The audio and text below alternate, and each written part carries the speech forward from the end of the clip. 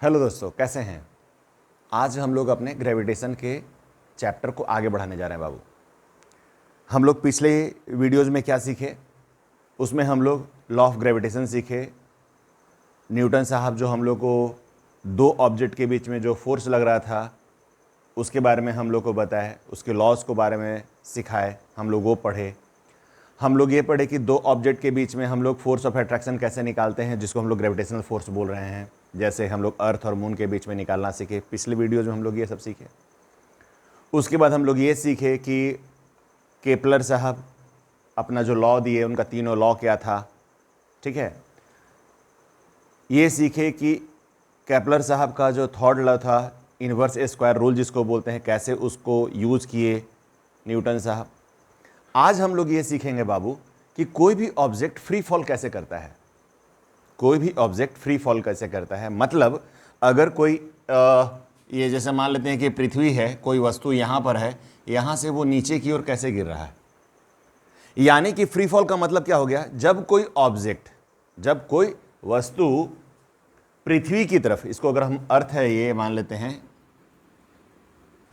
पृथ्वी की तरफ बिना किसी एक्सटर्नल फोर्स के अपने आप जो नीचे गिर रही होती है, इसी को हम लोग फ्री फॉल बोलते हैं। और होता क्या है फ्री फॉल, मतलब जैसे इसको एक कलम है मान लीजिए, यहाँ छोड़ेंगे तो सीधे गिर जाए नीचे, है ना।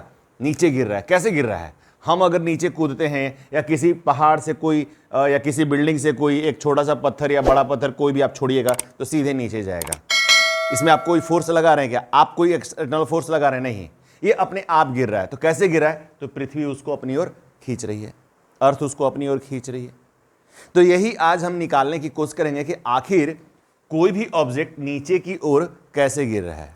और हाँ, हम आपको इस वीडियो के लास्ट में नोट्स डाल दिया करेंगे, ठीक है। जैसे कि हम अक्सर जब डालते हैं तो आपके वीडियो पे नीचे आपको दिखते रहता है कि notes are given at the end, आपको नोट्स मिल जाएगा, ठीक है। पहले समझ लीजिए इसको। ये पृथ्वी उसको खींच रही होती है, तो कैसे खींच रही होती है। मान लीजिए कि अर्थ का मास कैपिटल एम है, इस वस्तु का मास स्मॉल एम है, ठीक है। मास ऑफ द ऑब्जेक्ट क्या है, स्मॉल एम है, और mass of the earth M है मान लेते हैं। अब हम लोग क्या सीखे थे बाबू, ग्रेविटेशनल फोर्स क्या होता है, F is equal to G capital M small M upon R square. R क्या था भैया, distance from here to here, इसको हम लोग आर मान लेते हैं, ठीक है। तो क्या निकल गया, G M M upon R square.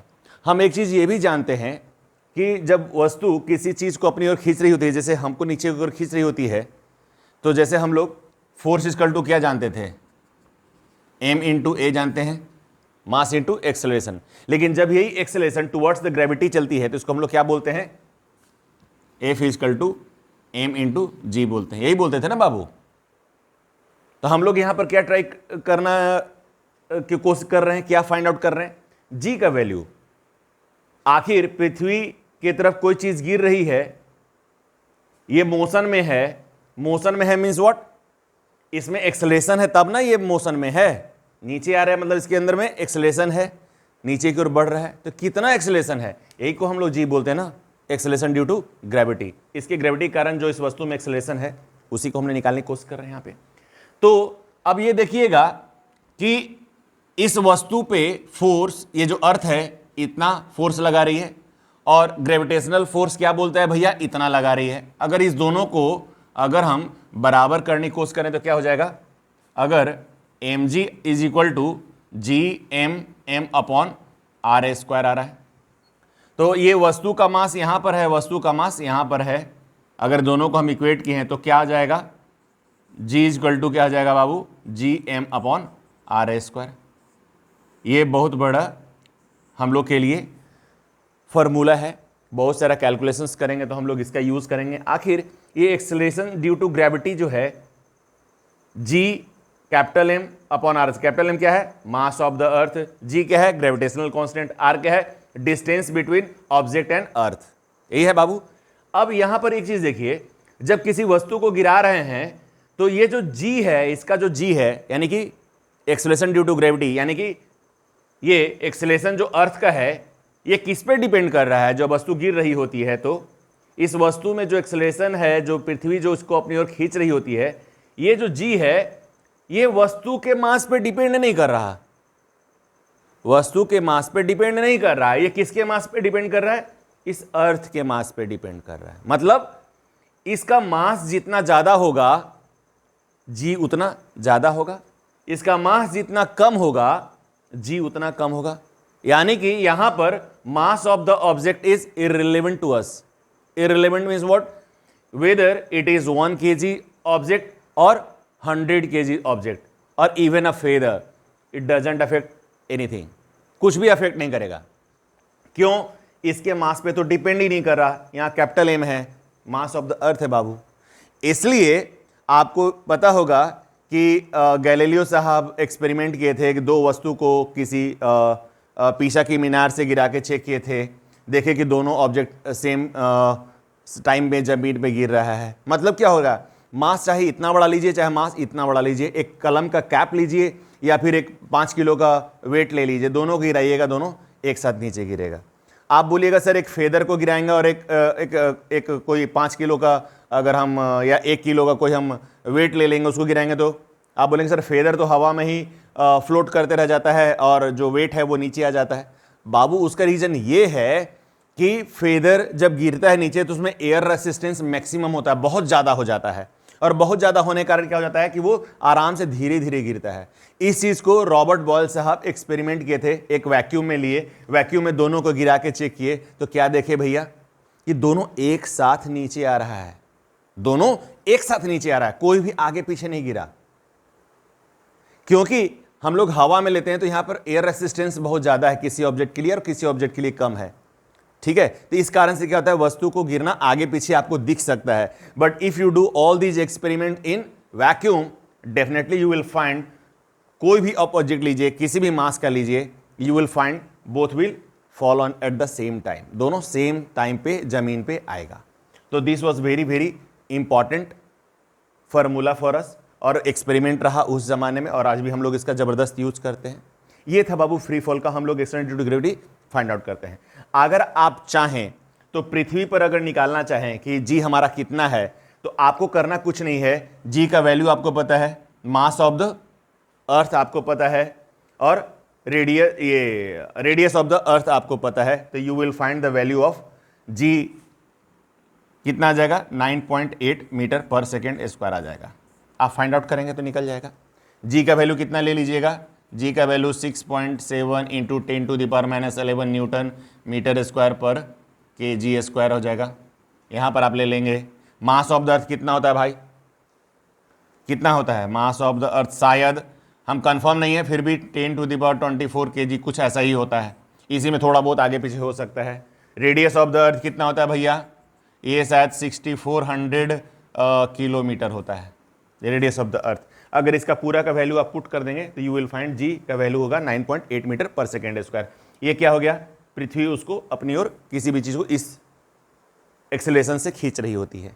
अगर इसको आप चाहेंगे फाइंड आउट करना, चूंकि हम लोग जानते हैं पृथ्वी क्या है, गोल नहीं है, पृथ्वी गोल नहीं है, ये थोड़ा सा सेव के आकार का या संतरा के आकार का है, तो थोड़ा सा पोल पे क्या दबा हुआ है। अब एक चीज़ ये देखिएगा, तो जी क्या है, पूरे अर्थ पे यूनिफॉर्म नहीं है, ठीक है। तो क्या होता है, जब इस अर्थ से आप ऊपर जाएंगे या नीचे जाएंगे या अर्थ के सरफेस पे रहेंगे, तो ये भी आप फाइंड आउट करेंगे कि जैसे जैसे हम अर्थ के सरफेस से ऊपर जाते हैं जी हमारा घटता जाता है, सरफेस के नीचे जाएंगे, पृथ्वी के अंदर हम लोग घुसेंगे तो भी जी घटता जाएगा। सरफेस पे इसका जी मैक्सिमम होता है, ठीक है। ये सब याद रखेंगे, क्योंकि जब आप न्यूमेरिकल्स बनाएंगे इस चैप्टर का, वो भी हम लोग डिस्कस करेंगे यहाँ पे, तो उस समय हमको इसकी ज़रूरत महसूस होगी, ठीक है। हम लोग इसका यूज़ करेंगे। ऊपर जाएंगे तो कम होगा, और ज़मीन के मतलब अर्थ के अंदर घुसेंगे, टुवर्ड्स इट्स सेंटर हम लोग मूव करेंगे तो कम होगा, सरफेस में मैक्सिमम होगा, ठीक है। पोल पे क्या हो जाता है कि वहाँ मैक्सिमम हो जाता है, और इधर में क्या होगा, हमारा 9.8 होगा, ठीक है। ये हमको ध्यान में रखना है इसको।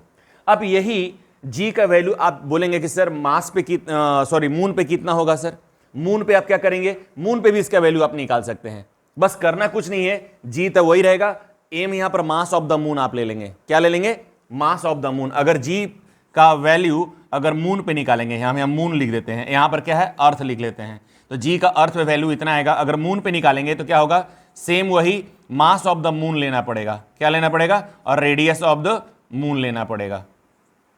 सब मून का ले लीजिए, मास ऑफ द मून भी लीजिएगा, रेडियस ऑफ द मून भी लीजिएगा। अगर उसके बाद इसका वैल्यू निकालिएगा तो इसका वैल्यू कितना आएगा बाबू? इसका वैल्यू आएगा 1.62 या 3 ऐसे करके मीटर पर सेकेंड स्क्वायर आएगा। आप देखेंगे कि इस दोनों का जो वैल्यूएशन में क्या है, तकरीबन अर्थ के जी का जो वैल्यू है और मून पे जो जी का वैल्यू है, ये दोनों क्या है? 1/6 है। क्या है? 1/6 है। 1/6 गुना है। देख लीजिए 1696, हाँ तकरीबन 6 गुना हमारा जी का जो अर्थ पे जी है वो ज़्यादा है मून से। इसलिए जब आप मून पे एक छलांग लगाएंगे तो आपको पृथ्वी पर, जैसे पृथ्वी पर एक छलांग लगेंगे तो मून पे आपको लगेगा कि हम 6 छलांग के बराबर उतना जंप किए हैं। आपका वेट भी कैसा महसूस होगा? यहां पर अगर वेट हमारा 10 kg है तो मून पे आपको क्या लगेगा? 1/6 महसूस होगा। 1/6 महसूस होगा कि आपका वजन उतना कम है, आप उतना हल्के महसूस करेंगे, क्योंकि वहां पर जी का वैल्यू आपका 1.63 मीटर पर सेकेंड स्क्वायर है। कैसे आप निकाल देंगे? कैसे आप करेंगे? सिंपल, m इंटू जी आप करते हैं।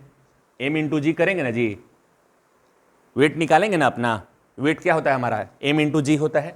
तो वेट निकालेंगे तो आपका वैल्यू जो आएगा अर्थ पे और जो आएगा मून पे, ये 1/6 का रेशियो में आएगा। इस तरह से अब एक चीज़ और आप समझ लीजिए कि जैसे हम लोग ये वैल्यू तो हम लोग समझ लिए, अब क्या होता है, जैसे हम लोग याद होगा पिछला चैप्टर में, फर्स्ट चैप्टर जो हम लोग पढ़े थे, मोशन चैप्टर पढ़े थे, उसमें न्यूटन्स लॉ ऑफ क्या था? मोशन ऑफ इक्वेशन था हमारा। क्या था? 3 इक्वेशन था। v बराबर u प्लस AT था, याद है? दूसरा क्या था बाबू? s is equal to UT plus half AT square था। और तीसरा क्या था? v स्क्वायर बराबर u स्क्वायर प्लस 2as था। ऐसे ही था ना? तो ये था हमारा लीनियर इक्वेशन के लिए।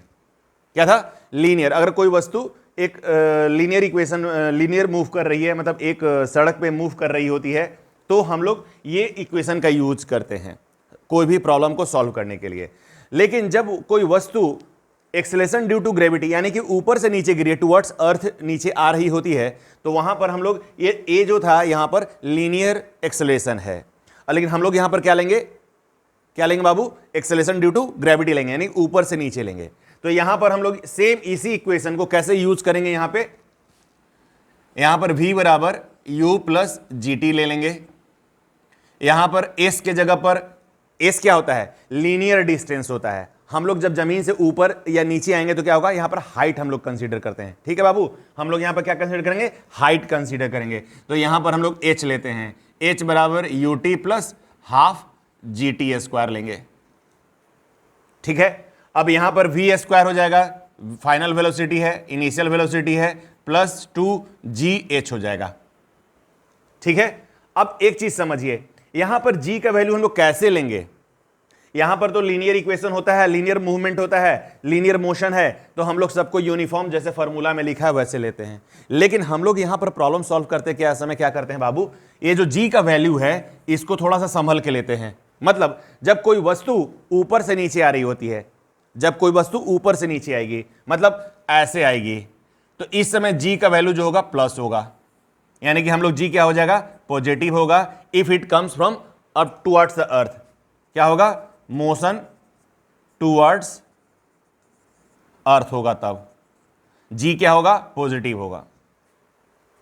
लेकिन जब आप वर्टिकली अपवर्ड जाएंगे, ये किसके लिए है? डाउनवर्ड के लिए है। डाउनवर्ड डायरेक्शन में जब आपका मोशन होगा तब।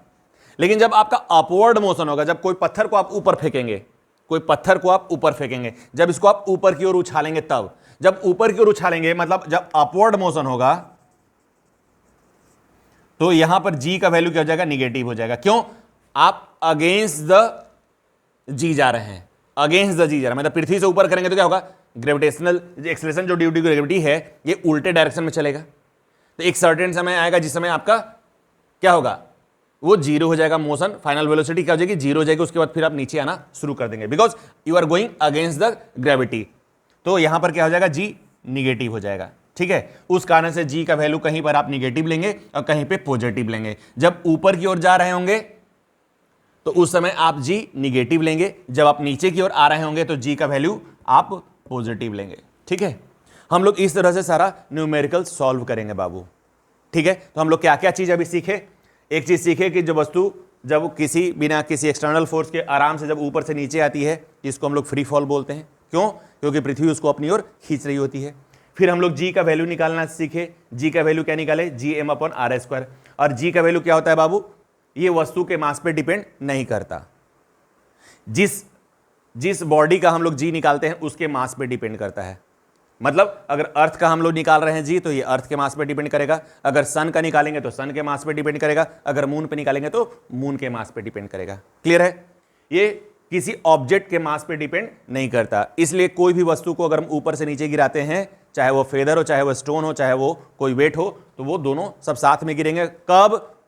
जब कोई भी एक्सटर्नल फ्रिक्शन या फोर्स या कुछ उसके ऊपर न लगाया जा रहा हो। अगर इसको आप चेक करना होगा तो वैक्यूम में चेक कर सकते हैं, जैसे रॉबर्ट बॉयल से आप चेक किए थे, वैसे आप कर सकते हैं।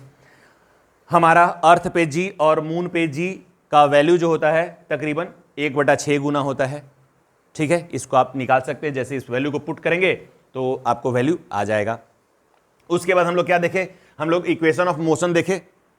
जो लीनियर अगर मूवमेंट होता है तो ऐसा हम लोग निकालते हैं। जब वर्टिकल मूवमेंट करेंगे यानी ऊपर से नीचे, जब हम लोग न्यूमेरिकल सॉल्व करेंगे, हम लोग यहां पर कुछ न्यूमेरिकल भी देखेंगे बाबू। पहले इतना हम लोग कर लिए, समझ लिए, उसके बाद हम लोग न्यूमेरिकल भी यहां पर देखेंगे, उसके हिसाब से हम लोग यूज करेंगे। तो वहां यहां पर क्या लेंगे, u प्लस जी टी हो जाएगा, U T plus half G T square हो जाएगा, यू स्क्वायर प्लस 2gh हो जाता है। क्यों? यहां पर डिस्टेंस के लिए हम लोग हाइट लेते हैं और एक्सेलरेशन ड्यू टू, जैसे लीनियर एक्सेलरेशन की जगह पे ड्यू टू ग्रेविटी लेते हैं। क्लियर है? जब जमीन से ऊपर जाते हैं तो जी हम लोग हमेशा क्या लेते हैं, जब ऊपर जाएंगे तो निगेटिव लेंगे, जब नीचे आएंगे तो पॉजिटिव लेंगे। डाउनवर्ड डायरेक्शन में पॉजिटिव और अपवर्ड डायरेक्शन में निगेटिव। ठीक है दोस्त, आप लोग इसको ध्यान से पढ़िएगा। अगले वीडियो में हम लोग कुछ और नए सेक्शन के साथ आएंगे। थोड़ा ध्यान से पढ़िएगा, इसको थोड़ा प्रैक्टिस कीजिएगा। आपको सारा वैल्यू निकाल के एक बार चेक कीजिएगा बाबू। हम तो निकाले नहीं है, आपको सिर्फ बता दिए, इसका वैल्यू आप निकाल के एक बार चेक करेंगे। मिलते हैं अगले वीडियो में बाबू। Thank you.